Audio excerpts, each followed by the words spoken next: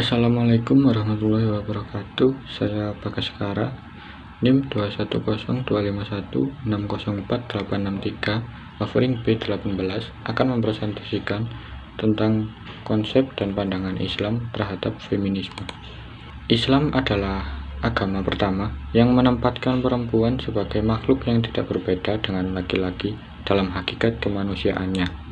Meskipun begitu, dalam beberapa hal terdapat perbedaan antara perempuan dengan laki-laki. Perbedaan ini bukan untuk merendahkan satu sama lain, melainkan untuk saling melengkapi, sebab Allah menciptakan mereka saling berpasangan. Kesamaan kedudukan perempuan dengan laki-laki. Salah satu tema utama sekaligus prinsip pokok dalam ajaran Islam adalah persamaan antar manusia, baik antara laki-laki dan perempuan maupun antar bangsa, suku, dan keturunan. Perbedaan yang meninggikan atau merendahkan seorang manusia adalah nilai pengabdian dan ketakwaannya kepada Allah. Di samping kesamaan di atas, dalam beberapa aspek Islam bahkan memuliakan perempuan melebihi laki-laki. Perbedaan perempuan dengan laki-laki.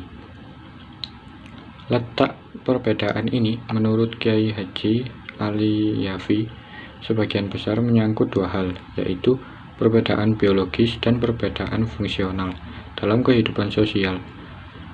Perbedaan biologis ini tidak bisa diingkari karena bersifat alamiah. Akibat dari perbedaan fisik, biologis, dan psikologis di atas, maka muncul perbedaan fungsional. Dalam kaitannya dengan proses reproduksi, fungsi perempuan dan laki-laki berbeda, tidak mungkin sama. Laki-laki adalah pemberi bibit, sedangkan perempuan berfungsi menampung dan mengembangkan bibit tersebut dalam rahimnya, sehingga mengandung dan melahirkan. Hak-hak perempuan. Islam juga memberikan sejumlah hak kepada perempuan. Terkait dengan hak profesi, dapat dikemukakan bahwa perempuan mempunyai hak untuk bekerja selama pekerjaan itu atau perempuan itu membutuhkannya. Pekerjaan itu dapat dilakukan dalam suasana terhormat dan tidak melanggar ajaran Islam. Apabila ia sudah menikah, maka harus mendapat izin suami dan dapat melaksanakan urusan rumah tangga. Sejarah singkat feminisme. Kata feminisme diperkenalkan pertama kali oleh aktivis sosialis utopis Charles Fourier pada tahun 1837. Sebagai sebuah gerakan sosial dengan tujuan yang jelas, feminisme mulai timbul pada abad ke-18 di Eropa, tepatnya di Perancis. Gerakan ini didorong oleh ideologi pencerahan Aufklärung yang menekankan pentingnya peran rasio dalam mencapai kebenaran. Dalam revolusi Perancis tahun 1789 sampai 1793, para pemimpin revolusi menegaskan hak-hak warga negara terhadap raja. Sayangnya, revolusi yang diiringi dengan semboyan liberty atau kebebasan, equality, persamaan, dan fraternity, persaudaraan, ini bisa merubah keadaan perempuan. Akibatnya, sejumlah kelompok perempuan menuntut persamaan dengan pria di berbagai bidang. Gerakan ini mulai berkembang sejak Perancis berubah menjadi republik. Dari latar belakang demikian, di Eropa berkembang gerakan untuk menaikkan derajat kaum perempuan, tetapi gaungnya kurang keras. Baru setelah terjadi revolusi sosial dan politik di Amerika Serikat, perhatian terhadap hak-hak kaum perempuan dimulai mencuat. Gerakan ini pindah ke Amerika dan berkembang pesat di sana sejak publikasi karya John Stuart Mill, The Subjection of Woman, tahun 1869. Pandangan Islam terhadap feminisme.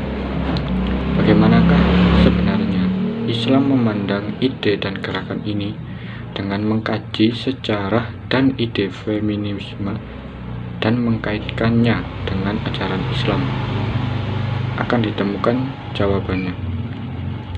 Sejarah munculnya feminisme memperlihatkan bahwa feminisme lahir dalam konteks sosio-historis khas negara-negara barat yang sekuler dan materialistik, terutama ketika perempuan saat itu tertindas oleh sistem masyarakat kapitalis yang mengeksploitasi perempuan. Maka dari itu, mentransfer ide ini kepada umat Islam yang memiliki sejarah dan nilai yang jauh berbeda jelas merupakan tidak tepat dan tidak dapat dipertanggungjawabkan secara ilmiah. Dalam pandangan Islam, ide dasar dan utama yang diperjuangkan oleh feminisme berupa kesetaraan, kedudukan, dan hak antara perempuan dengan laki-laki adalah sesuatu yang tidak benar dan menyalahi kodrat kemanusiaan. Memang benar Islam memandang perempuan dan laki-laki memiliki kedudukan yang setara dalam sejumlah aspek, terutama aspek kemanusiaan. Namun hal ini tidak membuat Islam memberikan hak-hak yang identik kepada perempuan dan laki-laki dalam semua hal.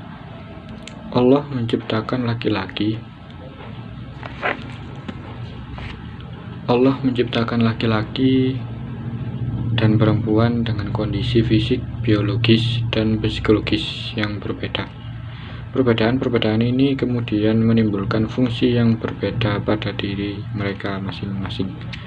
Sekian dari saya, kurang lebihnya mohon maaf. Wassalamualaikum warahmatullahi wabarakatuh.